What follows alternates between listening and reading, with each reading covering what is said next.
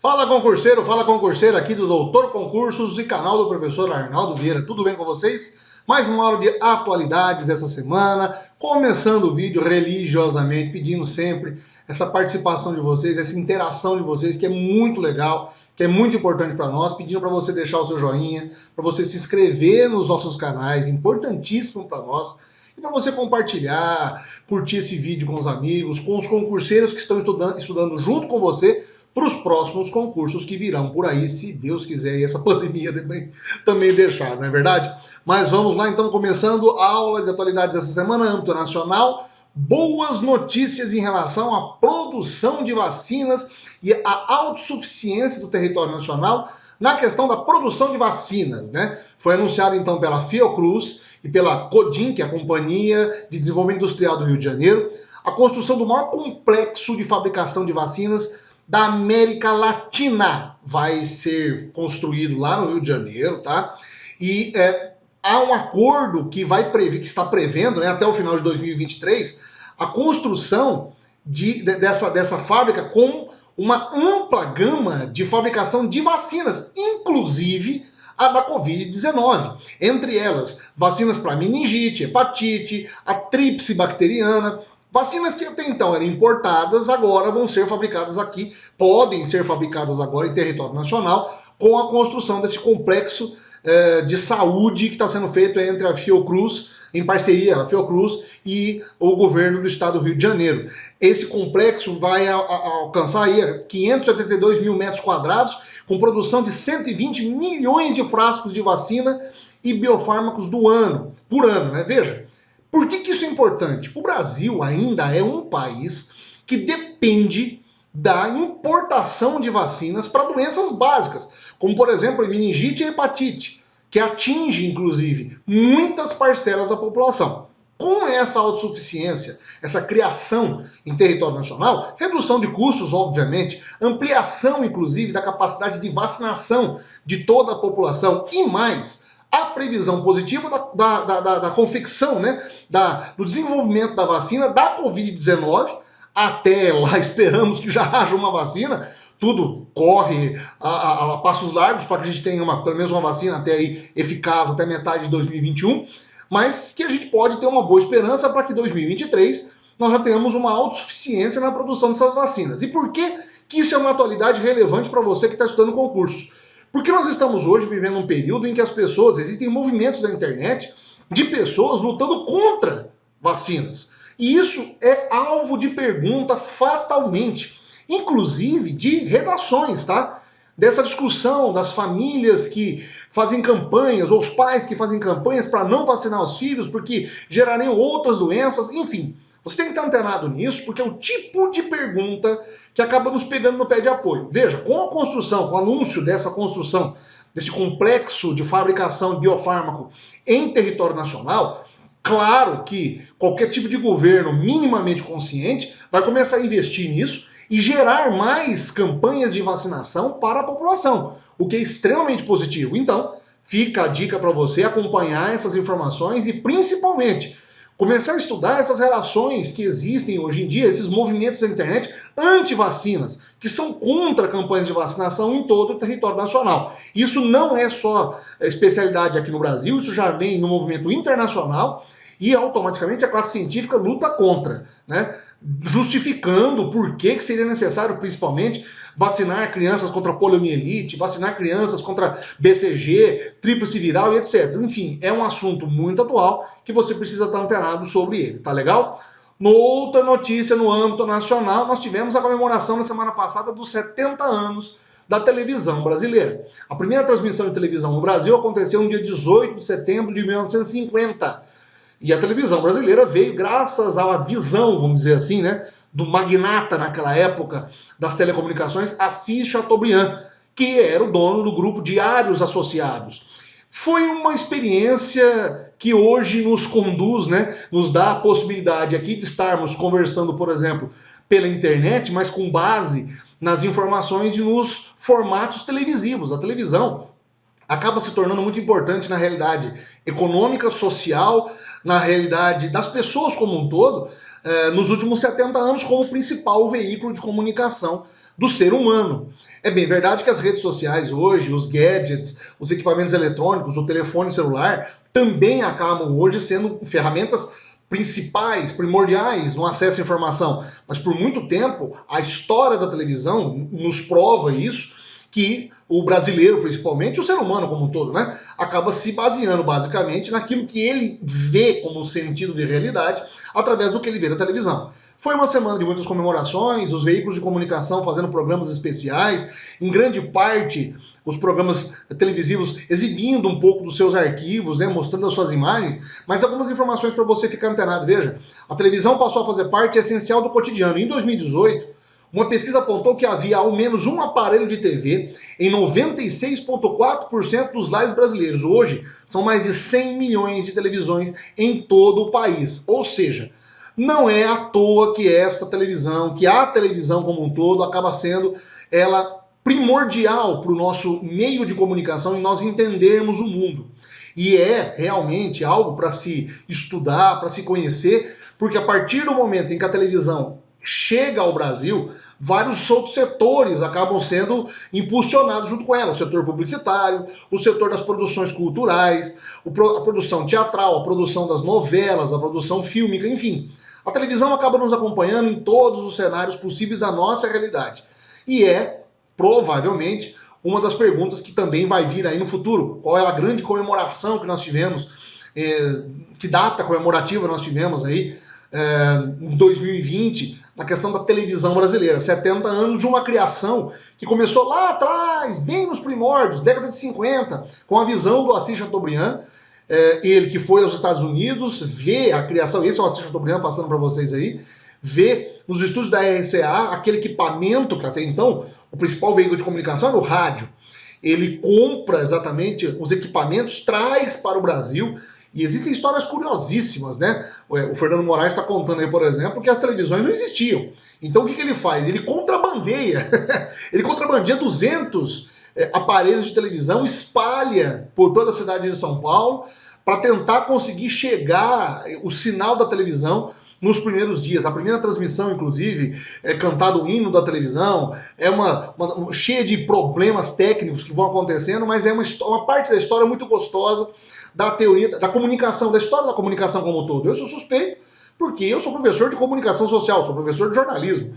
Então, para nós, estudantes de comunicação e estudiosos da televisão, foi uma semana bem importante, bem comemorativa, para a gente analisar o tanto que a televisão é importante e faz parte da vida da gente em vários aspectos, tá legal? E isso é algo para você prestar atenção, não se esqueça disso. Vamos então para âmbito agora internacional. Gente, a notícia da semana, no meio científico, que até levantou vários alvoroços aí, várias reportagens durante a semana, foi a descoberta e o anúncio, na verdade, de grupos cientistas americanos da Inglaterra e do Japão que descobriram a presença de um gás, o gás chamado fosfina, na atmosfera de Vênus. Olha só que coisa doida. Nós estávamos até então, tempos atrás, falando das expedições que estavam sendo programadas para Marte. Agora descobrimos que Vênus tem um gás que foi, até então, pelo que se sabe, né,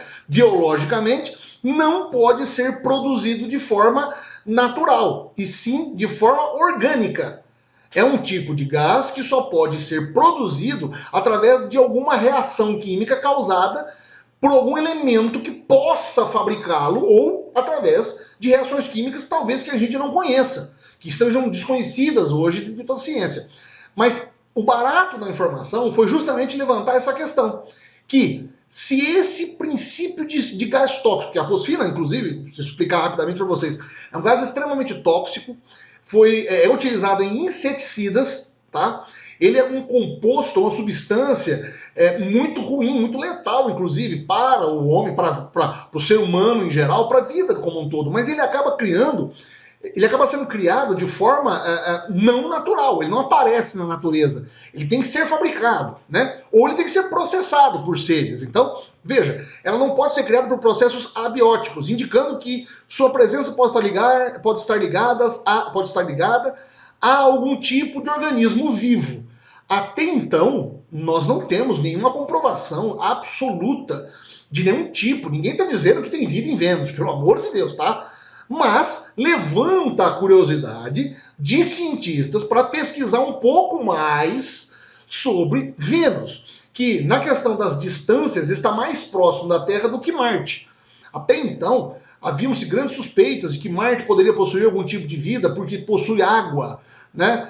Na verdade, hoje se sabe que Marte possui calotas de gelo que podem estar abaixo da Terra. E por isso que tem que ser feita uma pesquisa e as expedições estão sendo destinadas para lá. Mas Vênus, até então, ele não pode, até então não era alvo das pesquisas humanas, da NASA ou das agências espaciais. Então acaba ficando essa curiosidade, que pode acontecer de algum tipo de ser, que ainda não se sabe, não se tem informação, pode estar produzindo esse tipo de gás na atmosfera de Vênus, o que comprovaria a existência, às vezes, de micro-organismos, seres microbióticos, que indicariam a presença de vida em Vênus.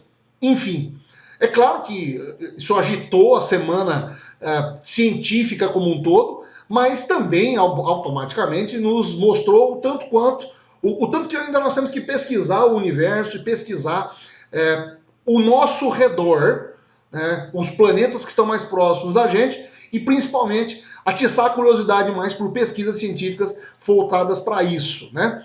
Inclusive na semana passada também saiu várias informações que se a NASA tivesse o orçamento inicial desde os anos 60, nós já estaríamos colonizando a Lua, já teríamos colonizado Marte, etc, etc. Enfim, várias informações que saíram de várias fontes, mas é importante você saber e você prestar bastante atenção, porque é algo, além de curioso, muito interessante e vai cair provavelmente nos concursos futuros, tá legal? E encerrando, nos Estados Unidos também uma notícia, vamos colocar assim, um pouco triste, mas que ao mesmo tempo tem que ser relembrada, que foi o falecimento da juíza Ruth Bader Ginsburg. A juíza Ruth, ela foi um marco, um divisor, inclusive, na presença das mulheres na Suprema Corte norte-americana.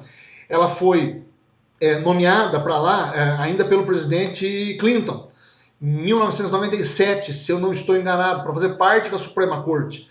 E ela representou uma ala de juízes da Suprema Corte, são 9 juízes da Suprema Corte nos Estados Unidos, uma ala mais liberal, uma ala que inclusive era mais progressista, uma ala que defendia as minorias, o direito das mulheres, o direito da igualdade de gêneros e de sexos, enfim. A juíza Ruth acaba sendo um marco, um ícone do combate a algum tipo de ideia que tem surgido nos Estados Unidos e que se concretizou mais recentemente, cristalizou mais recentemente com a eleição do Donald Trump. A juíza Ruth já estava há algum tempo com uma doença, sofrendo de uma doença, faleceu na semana passada, teve várias homenagens em sua homenagem, claro, né? Mas abriu também uma discussão até um pouco ideológica no meio de uma eleição presidencial que está acontecendo nos Estados Unidos. Por quê? Porque o Trump já conseguiu nomear 2 pessoas, 2 outros juízes, né, que podem indicar uma mudança de tendência ideológica dentro do Supremo Tribunal, da Suprema Corte norte-americana. Com o falecimento da juíza Ruth, acaba abrindo a possibilidade de nomear uma 3ª pessoa, e aí desequilibrar um pouco essa balança ideológica, né, conservadora nos Estados Unidos. Mas, de toda forma, ela serviu por 27 anos, sendo uma exponente dessa ala mais liberal da política e do julgamento norte-americano, dos tribunais norte-americanos, virou uma referência, inclusive, nos direitos humanos e, principalmente, na defesa das mulheres. Uma passagem curiosa dela, né? Uma vez perguntaram para ela, mas juíza, para a senhora, na opinião da senhora, quantas mulheres seriam necessárias para fazer parte da Suprema Corte norte-americana? Ela disse 9. Aí o repórter olhou para ela espantado, mas como 9? 9 é a totalidade. Seriam 9 mulheres? Ela, sim. Quando eram 9 homens que estavam aqui, vocês não reclamaram. Por que agora que eu estou sugerindo que se fossem 9 mulheres, vocês estão fazendo esse espanto todo? É para vocês terem uma noção de como que essa mulher foi importante e o falecimento da juíza Ruth acaba de uma maneira ou de outra abrindo a possibilidade para que a gente discuta, volte a discutir algumas questões que ainda os americanos precisam trabalhar e, claro, eles são um espelho de toda uma sociedade globalizada, né?